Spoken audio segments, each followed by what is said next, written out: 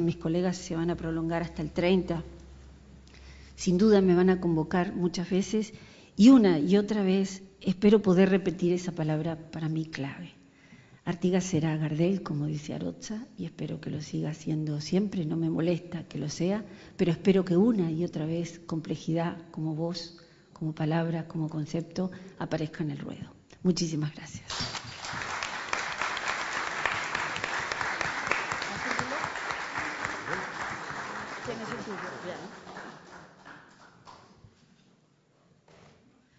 Es este, espera, los dos. ¿Es así? Y por las dudas. Buenas noches.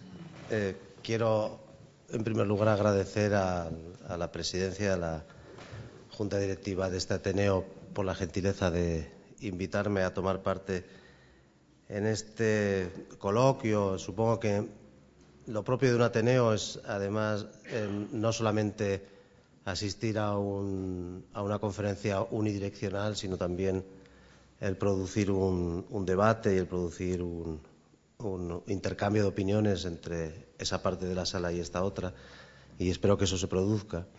Y les agradezco muchísimo por invitarme a tomar parte junto a tan ilustres colegas en este debate sobre el significado de los bicentenarios y, sobre todo, tal y como yo lo entendí, al menos, el sentido, por una parte historiográfico, obviamente, puesto que hablamos básicamente de historia, pero también el sentido político y el sentido que pueda tener desde un punto de vista más civil, más propio de una sociedad de debate como entiendo que es un Ateneo, que supongo que sus orígenes también sería Ateneo literario.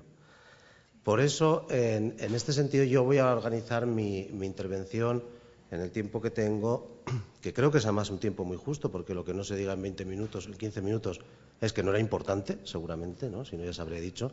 Y, por lo tanto, lo que voy a hacer es organizarlo en esas dos vertientes. Por una parte, voy a exponer cómo entiendo yo que se ha visto historiográficamente y cómo se va a seguir viendo esta celebración de bicentenarios en todo el Atlántico hispanoamericano, es decir, incluyendo también en ello a España.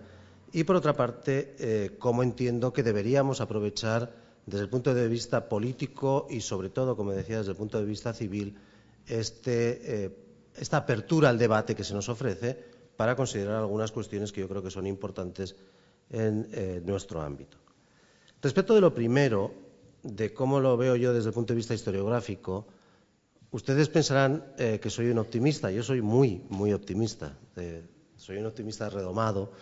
Y desde este optimismo yo creo que historiográficamente en los últimos, digamos, 15 años hemos avanzado historiográficamente tal barbaridad. Hemos avanzado tanto en el conocimiento historiográfico de lo que supuso en el Atlántico hispanoamericano todo el proceso que va desde la crisis de la monarquía, orígenes del constitucionalismo, consumación de las independencias, creación de naciones, es decir, eso que se llama modernidad en términos genéricos, que sinceramente, y creo no pecar en ello de chauvinismo, creo que hemos avanzado muchísimo más de lo que se avanzó en el conocimiento de otros atlánticos en coincidencia con la celebración también de fechas muy redondas como el bicentenario de la Revolución Francesa o el bicentenario de la Revolución Norteamericana.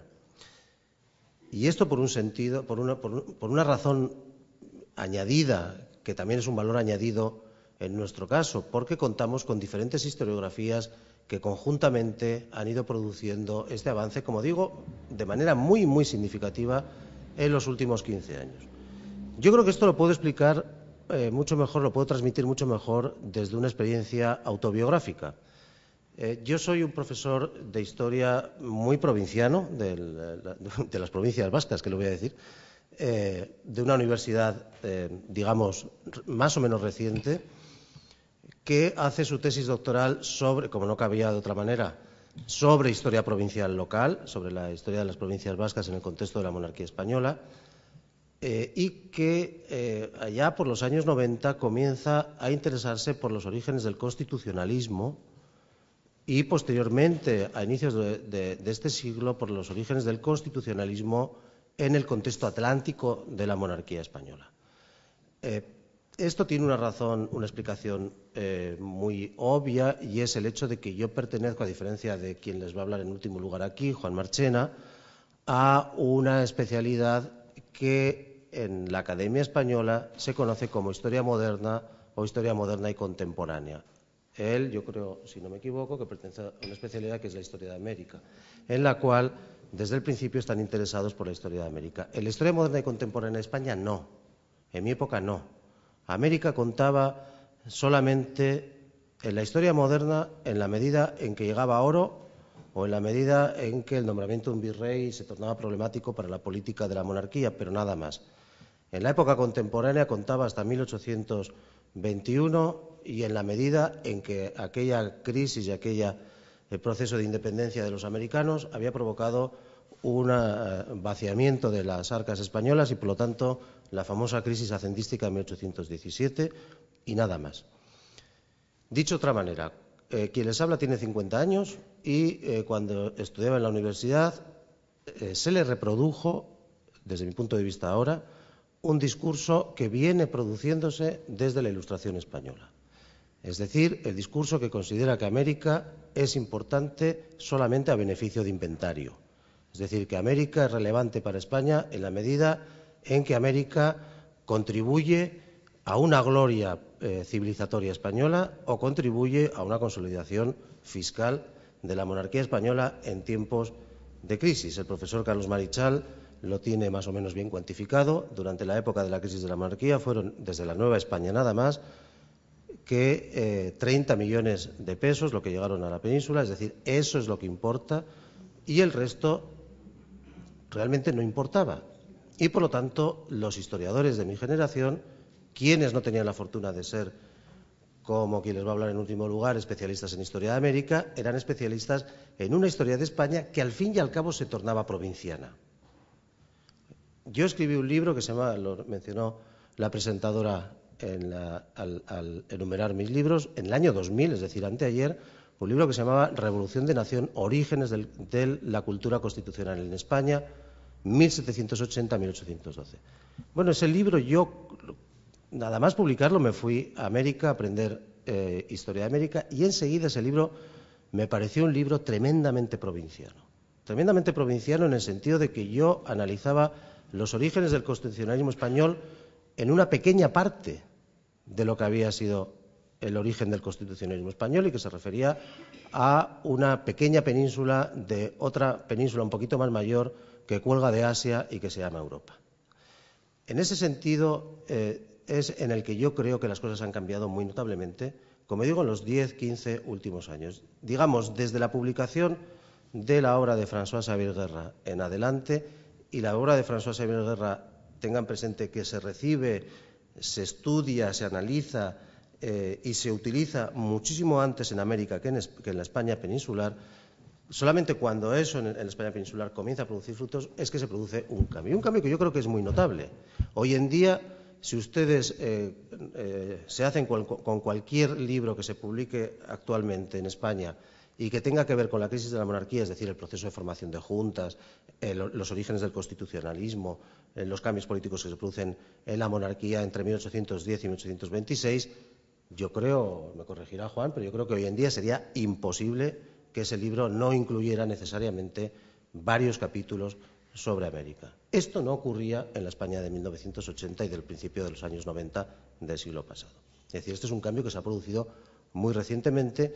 Tanto es así que solo muy recientemente también profesores provenientes como yo, de especialidades genéricas, digamos, de la historia moderna, de la historia contemporánea de España, comienzan a tener un mayor interés o un interés equiparable al que tienen por la historia de España con el que tienen por la historia de América. Es el caso, por ejemplo, de un muy conocido profesor español, Manuel Chust, de la Universidad de Jaume I de Castellón, que también procede de un departamento de Historia Contemporánea y que tiene también una amplia obra que considera de manera muy específica y muy concreta también a América.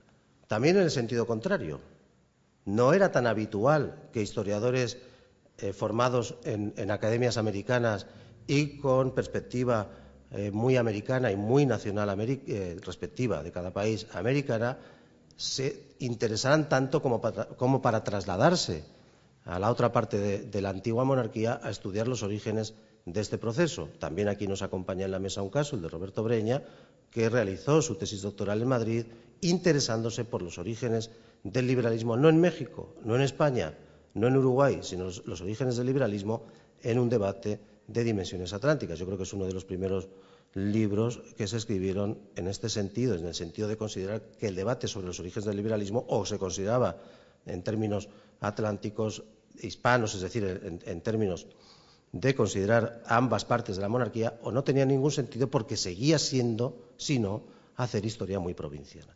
Yo creo que eso es el beneficio primero que hemos tenido de este periodo de bicentenarios que políticamente empieza ahora, pero que historiográficamente, digamos, comenzó entre los años 90 y la primera década de este siglo, allá desde 1995 aproximadamente, pero sobre todo desde el año 2000 en adelante. Yo creo que es cuando, de una manera creciente y de una manera cada vez más presencial, los libros de historia que tienen que ver con este proceso de hace 200 años empiezan a entender que había que transnacionalizar esa explicación historiográfica, porque si no, no tenía ningún sentido. ¿Por qué esto es importante? Porque aquella historia fue, en cierto sentido, transnacional. No lo fue transnacional en el sentido de ser postnacional, puesto que no se habían creado ni siquiera las naciones y, sobre todo, lo que creo que es más importante, no se había generado ni aplicado ni estaba en el horizonte el principio de nacionalidad, sino que estaba en el horizonte, lo que estaba entonces era el principio de constitucionalidad, que creo que son dos cosas bien distintas. El principio de constitucionalidad implicaba que la Constitución, la idea de Constitución, era una idea universal y, por lo tanto, era una idea transnacional, es decir, es una idea que podía originarse en Santiago de Chile, en Quito, en Apachingán en México o en Cádiz en España, pero luego ir transitando, a medida que transitaba, ir mutándose, ir cambiando de lugar en lugar, porque la idea de constitucionalidad era lo que importaba y lo menos relevante era la idea de nacionalidad. Les pongo solamente un ejemplo que conocen muy bien. Ustedes, sin duda, conocen la obra y la vida de José María Blanco White, este español de origen irlandés que vivió en Londres y que tuvo una nacionalidad enormemente compleja. Era de origen irlandés, era nacido en España y por lo tanto español, fue súbdito de un monarca, fue en cierto modo también miembro de una nación, pero fue al mismo tiempo también británico, no solamente británico, sino que adoptó también una confesión religiosa distinta de la suya original y fue ciudadano de Venezuela, ¿no? ¿Cuál es en realidad la nacionalidad de José María Blanco White? La nacionalidad de José María Blanco White son las ideas.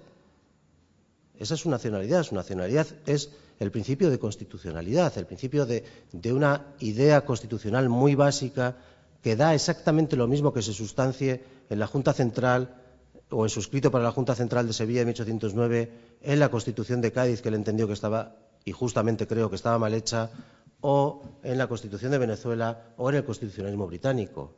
Eso era lo que era sustancial para él. Yo creo que hemos recuperado algo de eso historiográficamente y yo me alegro de ello. Me alegro de que desde el punto de vista historiográfico nos hayamos dado en cierto modo cuenta de que esa transnacionalidad es muy importante para entender el momento que estamos analizando. Segunda cuestión que yo quiero presentarles, los límites de este progreso que hemos tenido. ¿Es esto suficiente? Obviamente no. Obviamente no. ¿Qué nos falta? Bueno, en primer lugar nos falta esto rematarlo. Es decir, si ustedes observan nuestros libros de historia, sobre todo los libros de historia que escribimos con coordinación, es decir, hay un editor, cualquiera de nosotros, que se ocupa de convocar a los demás colegas para que escriban un libro sobre las independencias, sobre la crisis de la monarquía, orígenes del constitucionalismo y demás, verán que aún así, y Roberto y yo estamos dirigiendo una obra bastante voluminosa sobre esto de 5 volúmenes, al final siempre volvemos a los capítulos por naciones. Que alguien escriba un capítulo sobre Uruguay, que otro escriba un capítulo sobre Venezuela, que otro escriba sobre la Nueva Granada, otro sobre la Nueva España, también alguien que escriba sobre España, si queremos poner una notita de color, algo sobre Haití, ¿no? Pero siempre volvemos al principio de nacionalidad. Yo creo que uno de los deberes que tenemos pendientes es precisamente superar esta perspectiva de un principio de nacionalidad que no existía en el momento. Y si asumimos plenamente la idea de que lo que existía era una preocupación por la Constitución, no por la nación era un instrumento para tener Constitución, pero no era un instrumento en sí mismo. De ahí que diera lo mismo que al final la banda oriental acabará formando Uruguay o acabará formando una superprovincia con los demás pueblos libres, o que acabara integrándose en una superfederación del Río de la Plata, porque lo importante era el principio constitucional. Si asumimos esto, lo que deberíamos hacer es construir libros que consideren problemas a este respecto, no que consideren espacios nacionales. Yo creo que eso todavía lo tenemos bastante pendiente y sería muy interesante que empezáramos a plantearnos libros sobre problemas de la constitucionalidad o problemas de la nueva forma de entender la política y no problemas sobre espacios nacionales concretos que al final creo que nos distorsionan mucho la imagen que acabamos obteniendo del momento que estamos analizando. De ahí que, en mi opinión, deberíamos analizar cuestiones como qué significa la vecindad, qué significa el hecho de que todos estos espacios, y digo todos, estos espacios de la antigua monarquía católica sigan siendo repúblicas católicas hasta los años 70 del siglo XIX. Que no tengan registro civil, ustedes lo tienen desde 1874, España lo tiene desde 1871. Es decir, esto nos debería a los historiadores por lo menos provocar algo, ¿no? Es decir, ¿por qué no tenemos registro civil antes cuando desde 1804, desde el Código de Napoleón, se sabe que un registro civil es un registro separado del eclesiástico? ¿Por qué no hay códigos civiles tempranos? ¿Por qué los códigos civiles se publican y no se cumplen? ¿No? Es decir, este tipo de cuestiones que son transatlánticas y que lo continúan siendo más allá de la independencia, además, creo que nos debería provocar a los historiadores intelectualmente para plantearnos cuestiones nuevas sobre la forma de abordar este inmenso espacio de análisis que es el Atlántico hispano y que tiene tantos puntos todavía pendientes. Segunda cuestión que yo quería abordar muy rápidamente también y que tiene que ver con el sentido político de las celebraciones de los bicentenarios. Hoy me preguntaba un periodista acá en Uruguay, en la radio, nos preguntaba a Roberto y a mí, si vemos cierto oportunismo en la forma en la que se ha venido celebrando en la que se ha elegido el bicentenario, en primer lugar, en el año 2011 para Uruguay, cuando podía haber sido, como saben bien y se ha dicho muchas veces, cualquier otra fecha hasta 1830. Y si lo mismo podría decirse de España o de México o de cualquier otro espacio. Por supuesto que sí, por supuesto que es oportunista. Pero en mi opinión le dije, yo creo que la política tiene que ser oportunista. Una cosa es el discurso historiográfico, que está producido para espacios y para audiencias totalmente distintas de las que reciben el discurso político. El discurso público, el discurso político, tiene y debe ser oportunista, tiene que aprovechar la oportunidad. Ya lo decían los políticos del Renacimiento, ¿no? Es decir, el saber aprovechar la oportunidad es una virtud del político. Otra cosa es cómo se aprovecha la oportunidad. En mi opinión, la oportunidad tiene que aprovecharse en el sentido de suscitar algunos debates que tenemos pendientes, muy pendientes, yo creo que los tenemos pendientes en cierto modo desde hace 200 años precisamente, sobre qué significó y qué significa hoy en día la modernidad en nuestros espacios políticos. ¿Qué significa que seamos ciudadanos hoy en día, que ustedes sean ciudadanos uruguayos o que yo sea ciudadano, bueno, no sé, ya, si ciudadano español, medio mexicano, un poco vasco, ¿no? ¿Qué significa la ciudadanía en nuestro contexto actual? Porque es una ciudadanía que procede de una modernidad que heredamos precisamente de este momento. Pero es una ciudadanía que desde el mismo momento en que se estaba produciendo, incluso antes, se discutió que fuera efectiva. Se discutió que realmente nuestro espacio atlántico hispano fuera un espacio adaptado a la modernidad. Al contrario, cualquier ilustrado nos diría que no, que era un espacio absolutamente inadaptado a la modernidad.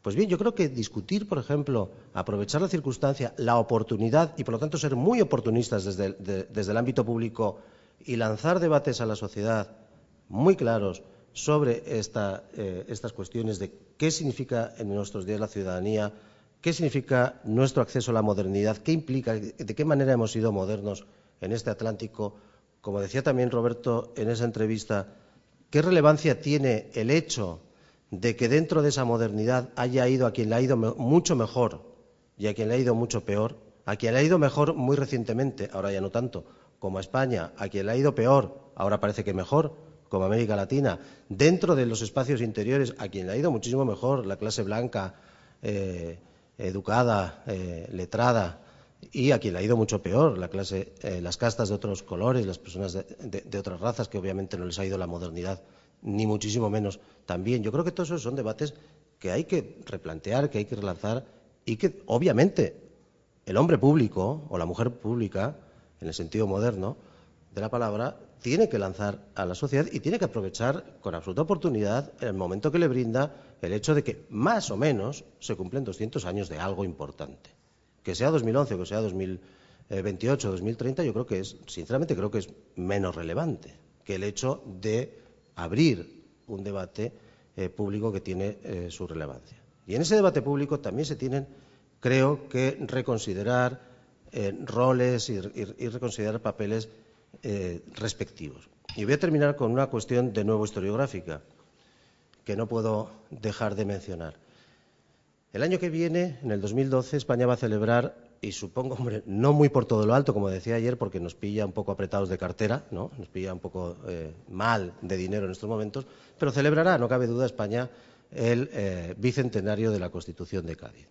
Bueno, yo estoy absolutamente convencido de que España va a celebrar, España me refiero como discurso público, va a celebrar el bicentenario de la Constitución de Cádiz como el momento en el que España definitivamente accedió a un club muy selecto de países modernos, democráticos o que apuntaban a la democracia, liberales desde luego que sí, que optaron por la política representativa, por el constitucionalismo.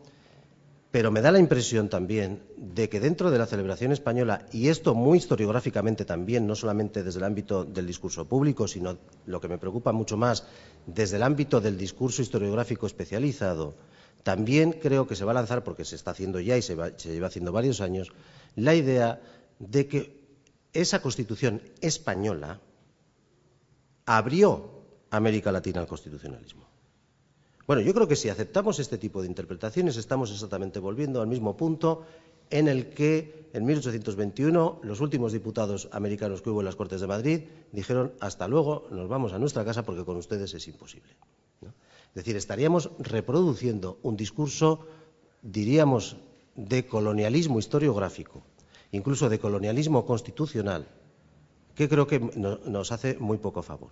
Es decir, la idea de que solamente desde el faro europeo se podía producir en América una apertura al constitucionalismo, y hay historiadores e historiadoras en España que creo que con la más sana de las intenciones, pero vienen reproduciendo una y otra vez este tipo de discurso, historiadores también norteamericanos, porque es el caso de Jaime Rodríguez también, ¿no?, de que la Constitución de Cádiz fue la mejor Constitución del mundo y la que abrió realmente a todo ese espacio a la modernidad política, que creo que nos puede estar opacando otras formas de acceso a la modernidad, no otras formas, sino otros momentos simultáneos de acceso a la modernidad constitucional que no se produjeron en Cádiz, sino que se produjeron en el Río de la Plata, o que se produjeron en México, se produjeron sobre todo en la Nueva Granada y en Venezuela, o en Santiago de Chile, y que también deben concursar historiográficamente en ese momento de modernidad. ¿Por qué? Y con esto termino. Porque esa es la condición para que haya también una política honesta. Es decir, si vamos a aprovechar la oportunidad y vamos a empezar a hablar en serio sobre cuál es el papel desde el punto de vista político actual, de ciudadanía, de intereses, de comunicación de intereses entre una parte y otra de este Atlántico, que nos puede vincular a unas partes y a otras, desde luego no se puede, en mi opinión, hacer arrancando de la reproducción de una preponderancia de una parte sobre la otra. Y esto nos llevaría muy lejos. Roberto es muy escéptico al respecto. Yo ya dije que soy muy optimista y creo que nos debería llevar incluso a la posibilidad de superar esa forma de vinculación que tenemos actualmente y que se basa en una reunión de jefes de ejecutivo que cada cierto tiempo se reúnen en una ciudad, supongo que se lo pasan muy bien, toman decisiones que nos afectan a todos, pero en la cual, más allá de elegir el Parlamento, que a su vez elige sus ejecutivos, tampoco participamos mucho, ¿no? Creo que el mundo actual ofrece formas de participación y formas de reproducción de la ciudadanía. La ciudadanía para mí no significa otra cosa que la capacidad que tenemos todas y todos de participar políticamente, y que podría también articularse en espacios alternativos al de la Unión Europea, donde, por cierto, si algo no se ha articulado es precisamente la representación política, y así nos está yendo en estos momentos. Muchas gracias.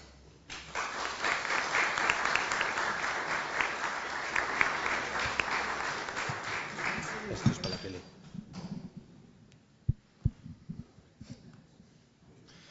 Buenas noches a todos. Agradezco en primer lugar al Ateneo la invitación y la oportunidad de estar aquí. ¿Qué voy a hacer en los 15 minutos que tengo? Uno es de entrada explicar algo que adelantó Ana sobre por qué es que el bicentenario, y que puede no quedar claro para algunos de los presentes, que por qué tenemos un bicentenario hasta 1830.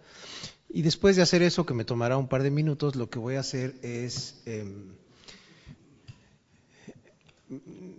no analizar, porque en 15 minutos no creo que pueda analizar mucho, pero sí mencionar algunos aspectos de los bicentenarios en general, que creo o espero que pueden contribuir en parte a tranquilizar la intranquilidad que yo percibo desde que llegué el lunes aquí con respecto al bicentenario.